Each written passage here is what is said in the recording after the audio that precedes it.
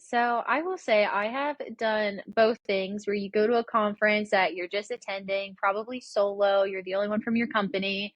And you kind of sit there and you're like, man, everyone else has like a pair that they came with, or you feel like they know everyone that you walk by. Everyone's like, oh my gosh, it's you again. Like I haven't seen you. And um I did an event like that, and I will say, I do regret it. Like looking back, I was like, man, I don't feel like I got the most out of that. All these people are posting on LinkedIn, and it's like, I got to meet so and so, and I got to partake in this amazing opportunity. And so when I went to my next event, sometimes when you're going out, in my scenario, vendors will reach out to you, kind of to meet you, learn about your events. How could you partner together? What locations are you going to in the future, and things like that. And I told myself I was going to do that. And so I took all the emails, I took all the invites, and I was like, you know what, let's go get lunch. You know what, let's get up in the morning and go get coffee.